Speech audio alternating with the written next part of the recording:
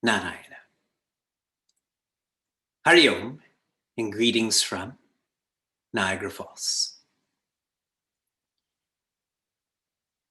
When the cows of Gokula, Vrindavana, were hungry, they turned away from Bhagavan Krishna and turned towards grass. And whenever they did that, they got into trouble. When the Gopas, who were always with Bhagavan Krishna, turned towards those cows that turned towards the grass, what happened to them? They always got into trouble. The Gopis, who were always thinking about Bhagavan Krishna, whenever they thought about themselves, they turned away from Bhagavan Krishna. What happened? They got themselves into trouble. One who never did this was Devi Radha. The word Radha comes from the base Rad, which means no other. She had no other thought, no other word, no other action other than Bhagavan, independent joy. In another Purana, Devi Radha is Sri Shuka's, that is Rishi Shuka's teacher. And this is why in Bhagavatam, he never uses her name. He has that much reverence for Devi Radha that he can't even use her name. Put yourself in this framework. Are you becoming more like Devi Radha, where all you think about, all you speak about, all you act on is Bhagavan? And if you're becoming more like that, then Vedanta and Bhagavata is happening to you. And if you're not becoming more like that, then this is like a university. You're studying economics and history and so on. You're using this for worldly utility. I had shared in Gopika Gita, the phala, the result of being a gopi is that you're not immersed in any worldliness. How to experience this practically? Even though everything I've shared is practical, but for some, more of a tactile grip is needed. Enjoy being an instrument. Enjoy being an instrument. Doership is our burden. We become controlling. We become worrying. Be an instrument. Bhagavan is the one whose hand is on my head, and I'm just supposed to work for him. Enjoy that. What's the need to be recognized, appreciated, included? He's there. He's looking at you. What else do we need? And this is why in the 10th canto, there is so much symbolism of Bhagavan Krishna's flute. That is literally an instrument. In our last class, our talk show, the guests on the show were the Asuras named Arishta, the ox, Keshi, the horse, and Vyoma, the cowherd. What an awesome talk show, no? Usually on talk shows, there's just humans. and all the same type of humans that are on a talk show. We have such diversity on our talk show. And they all symbolize pretentiousness. Ones who look one way, but really are directed and directing us in another way. And often that happens with spiritual teachers, a Sadguru. The more authentic and deep you are, the more you will attract that authenticity and depth. And we finished our last class with Kamsa sending Akrura to bring Bhagavan Krishna to Mathura. Kamsa has realized that dealing with Bhagavan Krishna through fear has not worked. Putana didn't work, Shakata Asura didn't work, etc. So now he's trying to deal with Bhagavan Krishna through love. And you will find that Bhagavan Krishna does go to Mathura. And so for us practically, instead of communicating through fear first, communicate through love. 10th canto, 38th adhyaya. I keep saying canto, skanda, canto, it's all the same. 38th adhyaya, the 5th shloka. 10:38, 5. Rishi Shuka is narrating to Raja Parikshita what Akrura is thinking to himself. This dialogue is just happening in his own mind.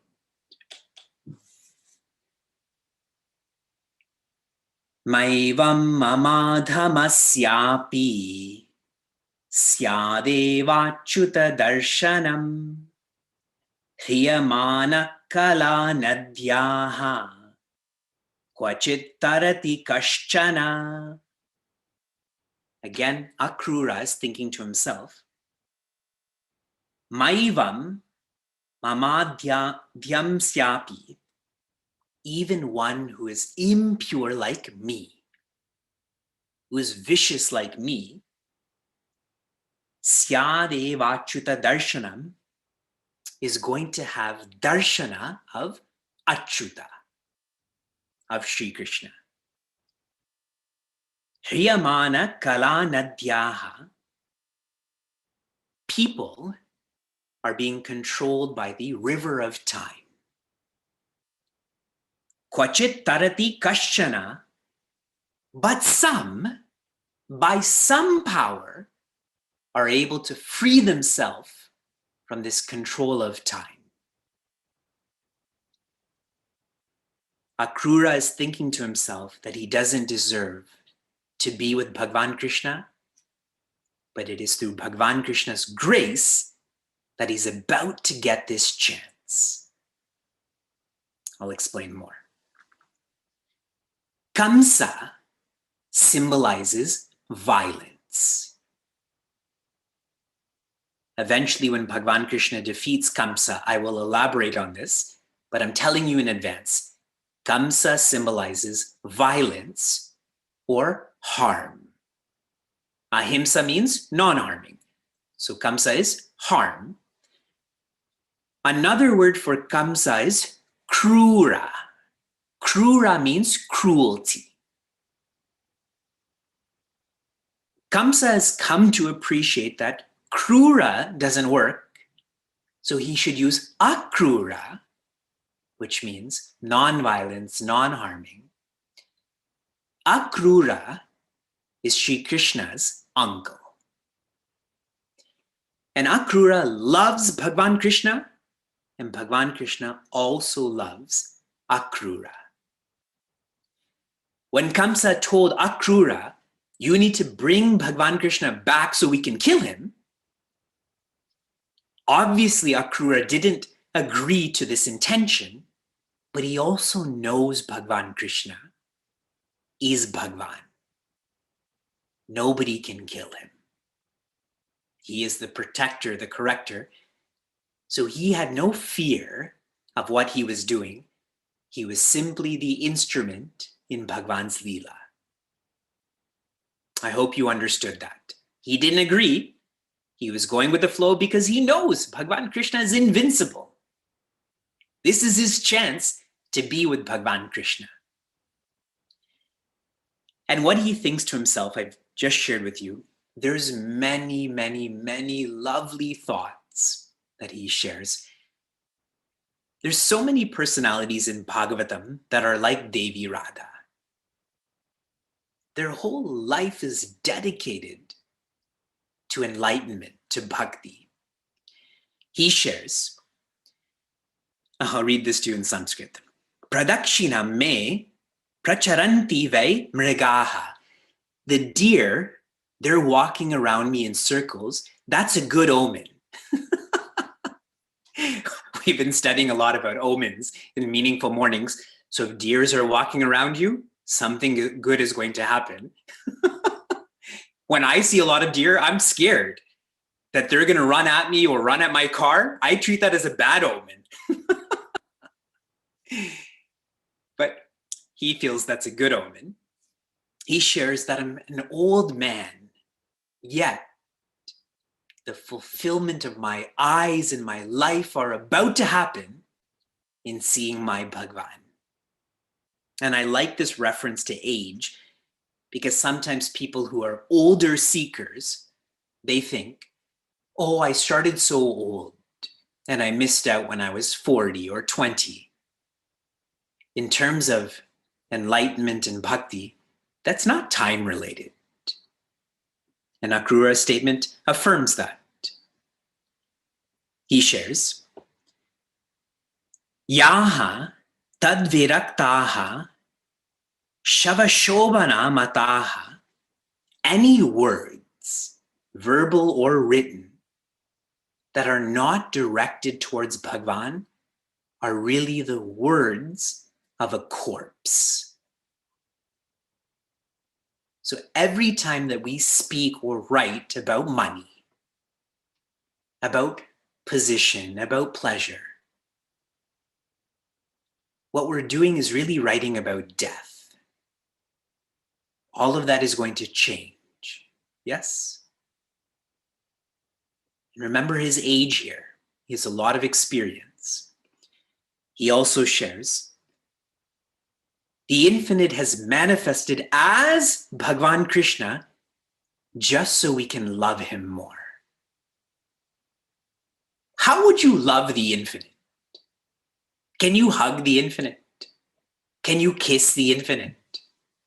Can you write poetry about the infinite? Anything you write would be taking infinity away from infinity, correct?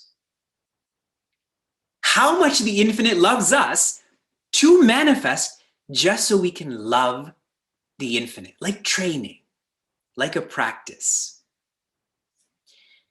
He shares that yogis get to prostrate at Bhagwan Krishna's feet only in their minds, but I'm going to get to do this in reality. And that too is such a moving thought. When you think of someone great,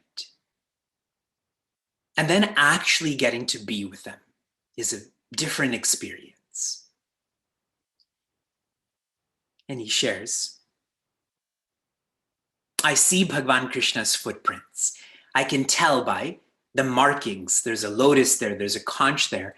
And when he finally sees a footprint, he's so happy because he's approaching Bhagwan, and he jumps out of his chariot and starts rolling around in the dust. Imagine how much you would love Bhagwan. Would you ever do that? This old man, and I keep referencing that, see, our kids roll around in the mud all the time. When we tell them not to, they do it. He's an old man that's doing this, and he's just ecstatic. And finally, he gets to see that dark, handsome figure and that light, handsome figure. And he runs to them and he prostrates at them. These boys are 8, 9, 10, 11 years old. And what do? They pick him up and hug him. And then Bhagavan Krishna on one side and Sri Balarama on another side, they're holding his hands and walking him to their home.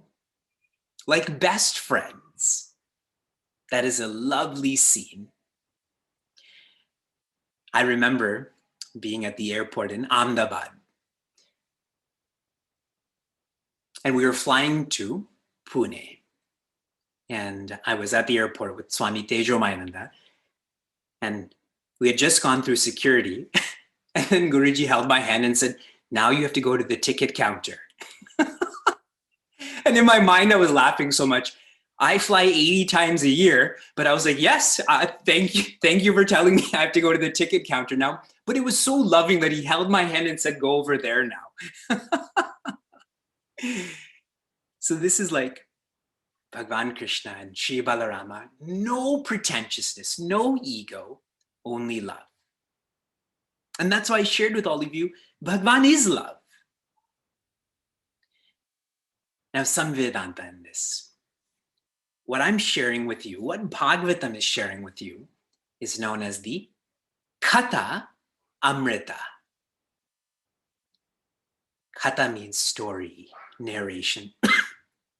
Amrita means deathlessness or independence. This kata amrita is greater, is superior to the amrita that we came across earlier in Bhagavatam from the Kshira Sagara. Do you remember the churning of the Milky Ocean? The pot came out, it went to the suras, the asuras. Everyone remembers. Why? Why is this greater? That amrita you have to drink. This amrita you just have to listen.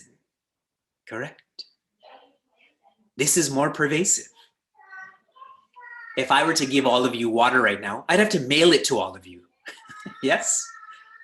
But in terms of listening, here, there's 125 of you. The recording, another 1,000 people will listen to. Why else is this greater? The amrita from the Kshira Sagara lengthens the span of your life. This kata amrita reduces the sorrow in your life. So one deals with span, this one deals with sorrow. I was listening today that there's a Devi, a lady in Canada who's 114 years old. She's the oldest person in Canada. And she sounded fairly happy. But imagine her life was doubled, but she was sad. Her life being doubled would be a curse then, correct? Not a blessing.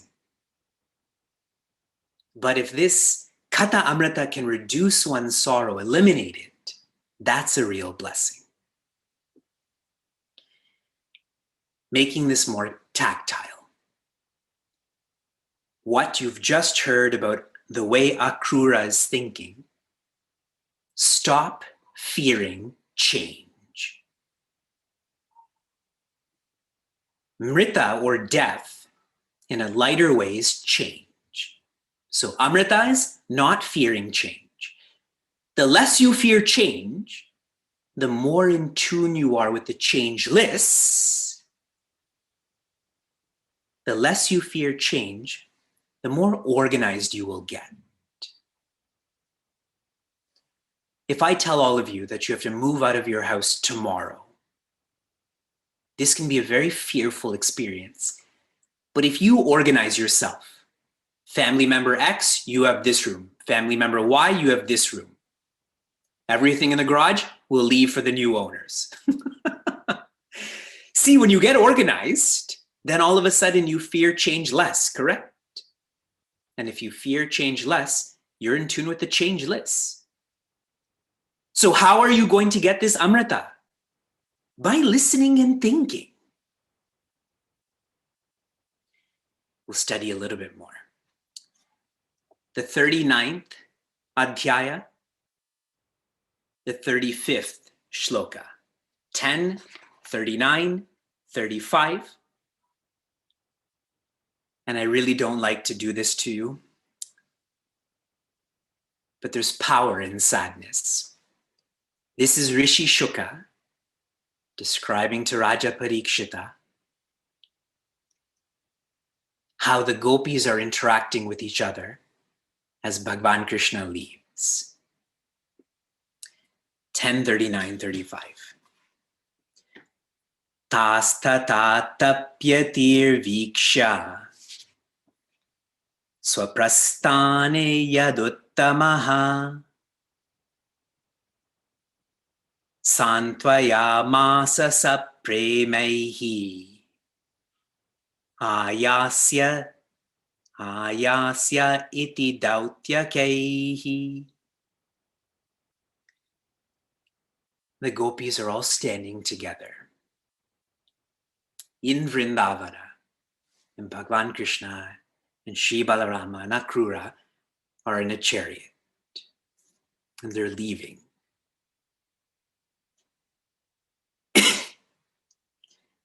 And Bhagavan Krishna, he looks back, and he sees Tastata tapyatir viksha. He sees how much they are suffering.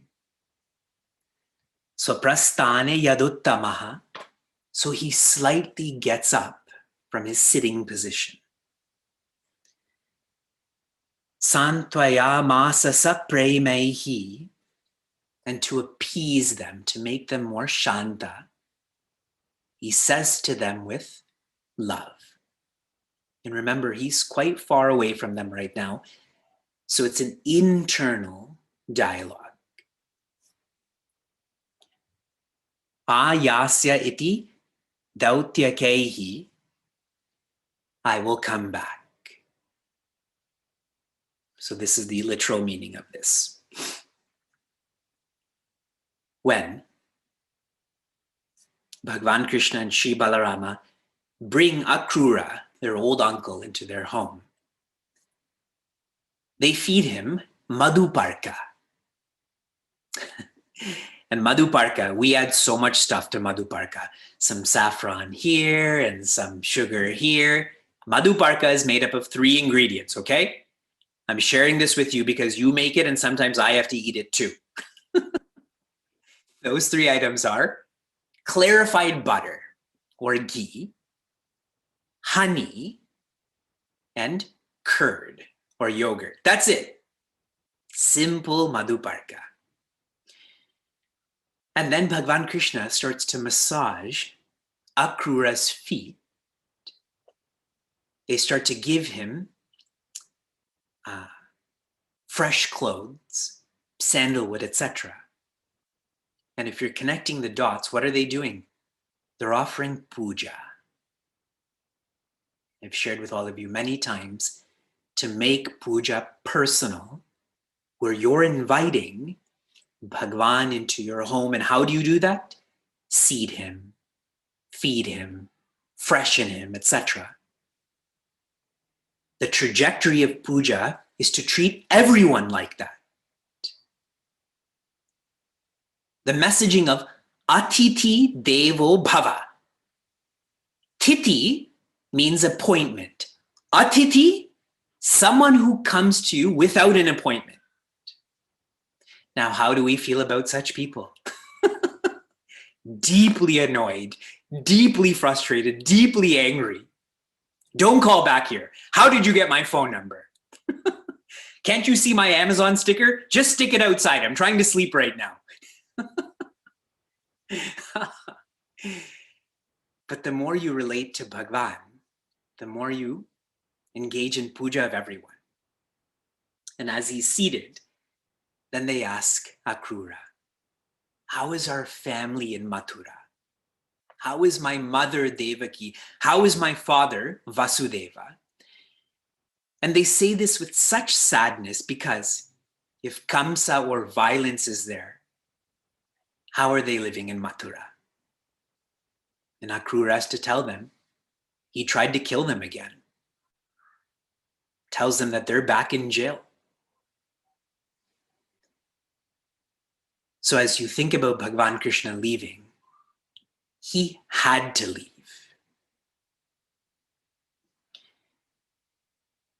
Akrura told them about what is happening in Mathura, the invitation from Kamsa. And Bhagavan Krishna and Sri Balarama said, we're going.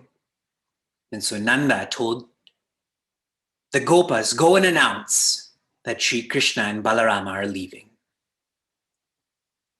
And it was this announcement that came to the gopis. Those gopis, when they heard this announcement, all got together. And some readings of Bhagavatam share that there's 16,000 gopis that are living in this Vrindavana area. And they all got together out of fear. Like when the lights go out, people gather together, correct? Out of fear, they were together, holding each other, standing close. And they all started crying together too. And they're crying. They were describing what's going to happen tomorrow.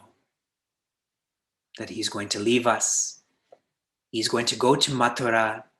He's going to see, others are going to see him, and he's going to forget us. And they cried all night. In that gathering out of fear, just crying. And that leads to the scene that I just described to you, that Sri Krishna is on this chariot, this bullock cart. And it started. And they're following behind him. They're walking behind him. And because Bhagavan Krishna senses that they're walking behind him, he stops the cart. And that's where he gets up and he looks at them and he says what I just explained to you. And then that cart continued. And here it is in English. When he left again, what the gopis felt. They remained where they were, motionless, like pictures drawn on canvas, viewing the departing Krishna, and mentally absorbed in pursuing his chariot, until the flag of the chariot disappeared from sight, and the dust raised by it was no longer visible.